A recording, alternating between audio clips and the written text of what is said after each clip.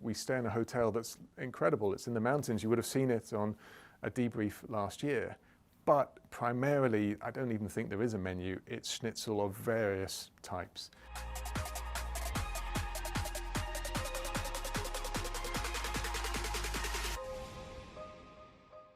Why wasn't Lewis's second stop earlier, despite having the gap to Valtteri?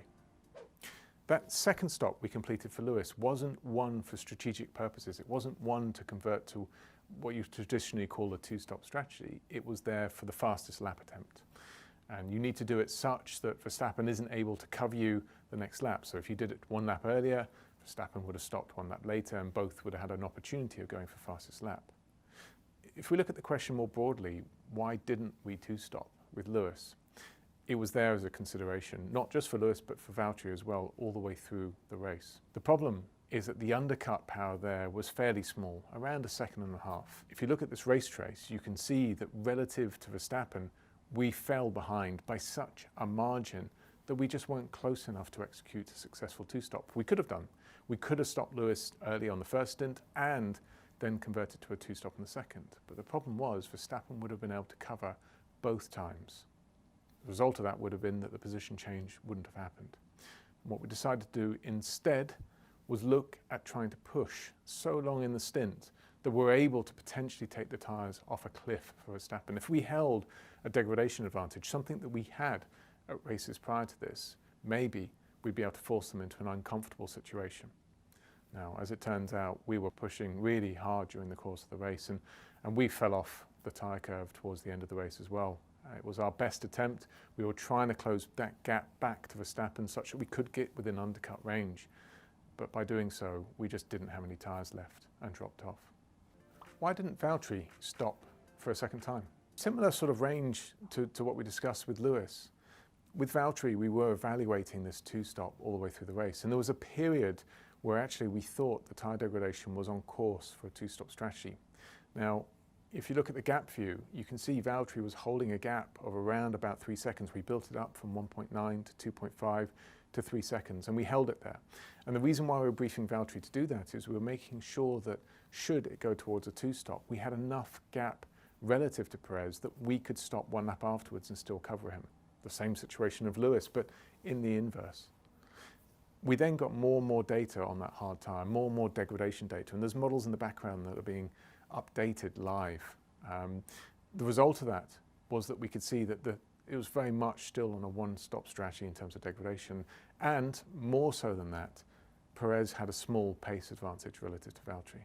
The significance of that is if we were to stop and convert to a two-stop, we would move Valtteri out of that podium position, now back into fourth, and we simply wouldn't have the pace to be able to catch back up and overtake. Now, you saw what happened in the inverse, and indeed we turned out to be right thing not to stop. Perez did stop, and he did have incredible pace, but it wasn't enough. Had the race been 2 laps longer, it would have been, but it wasn't. So our prediction of where we were on the two-stop versus the one was correct, and had we stopped, we would have committed Valtteri to fourth. What was the vibration Lewis was mentioning over the radio, and why did he drop back to Verstappen as a result of it? The vibration Lewis was talking about came from 2 very different effects. On the front tyres, we had blistering. Blistering is when the tyre gets very, very warm, and you can see a black line forming around the circumference of it, and it's in one location. And it's simply that tyre is working very hard and operating at a very warm temperature. It isn't something, however, that will cause a reliability issue or concern over failure. It's a minor performance effect. On the rear tyres, we had what's called pickup. And pickup, again, you can see it as sort of a black mark, but the difference now is you can see it moving across the width of the tread as he goes through a corner and exits the corner. Pickup is rubber that's been scraped off another car as it goes through a corner. As we corner, you take a layer of rubber off, and effectively you can sometimes on TV see it just being flicked off, flicked up. And again on TV, you can see around the edges of the track the marbles that have been created by this. And that's what the pickup is. The pickup is effectively old rubber, but we drive through it on warm tyres and pick it up. And over a period of time, it will add weight to a tyre and therefore vibration.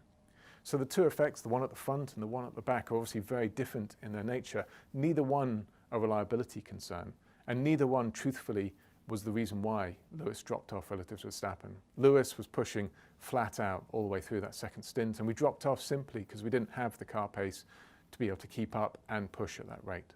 Will you be looking to add any more extra performance to this year's car, or is your focus fully on next year's 2022 new regulation set?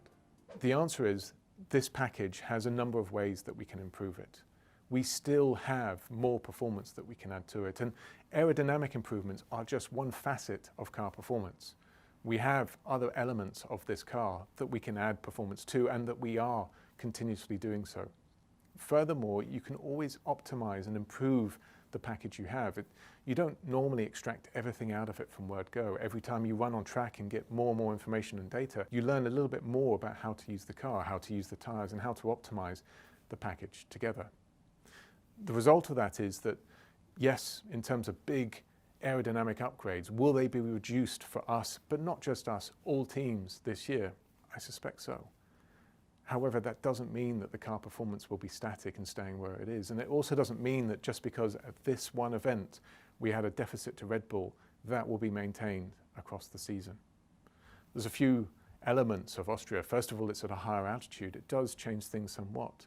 Second of all, year on year, it hasn't necessarily been the strongest track for us.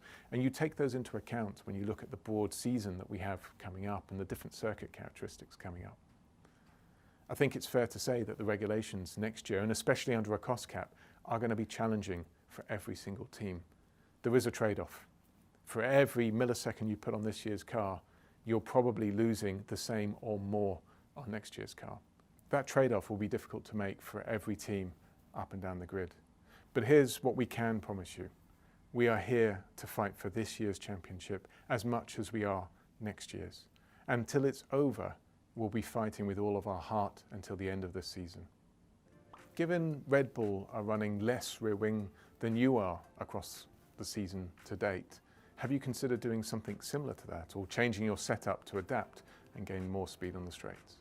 We have a suite of rear wings available to us, as do Red Bull and as do other teams on the grid. You need to. You've got circuits like Monaco where you need high downforce, you need the biggest rear wing that you can fill into the legal box. And then you've got races like Monza where you need that straight line speed. That's the optimum balance between downforce and speed. And that's the key point. Each track has its own set of characteristics. You could, of course, have less rear wing and go faster in a straight line, but you would be sacrificing cornering performance. And not just that. That also comes with effects on degradation. Conversely, a less rear wing allows you perhaps to overtake a little bit more. There's a balance. We use simulation tools to run through all of the rear wing settings that we have available to us and come up with an optimum, what we should be running at this track, what we should be running for both overtaking, qualifying and race. And in our case, it comes out with the rear wing setting that you see. Yes, Red Bull's is slightly less than ours, but they also run a rear ride height that's much higher, so it's very difficult to compare what drag their car's generating relative to ours. What we know is with our car, and we have swept through this, where we're running on rear wing is optimum for lap time. And ultimately, that is what both qualifying and really the race is all about. How much can the team really improve the car in the next 4 days?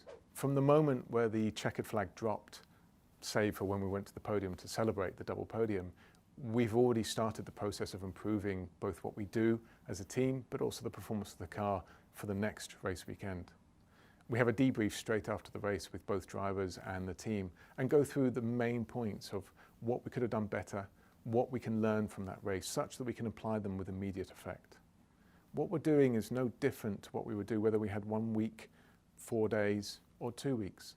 We're there to make sure we extract everything we possibly can in terms of learning and apply it immediately for the following race weekend. This weekend's Austrian Grand Prix brings with it 2 further challenges. The first is that all the tyres will be 1 step softer. So we'll have the C5, that will now become the soft, the C4 will become the medium, and the C3 will become the hard. And as you saw, 1 stop was possible on the 2 hardest compounds, but that may be more challenging as we go into the Austrian Grand Prix. Further to that, we've got some new tyres on Friday. These tyres will come in for the Silverstone Grand Prix, but this is our opportunity to evaluate them. So it'll be a complicated program, making sure we do enough work for the future, for the Silverstone Grand Prix, whilst also completing work for the Austrian Grand Prix. That will pose a challenge, but also it will pose an opportunity. It means that the same conditions won't be repeated as they were just 1 week prior to that. Different tyres already will make things more complicated and present opportunity.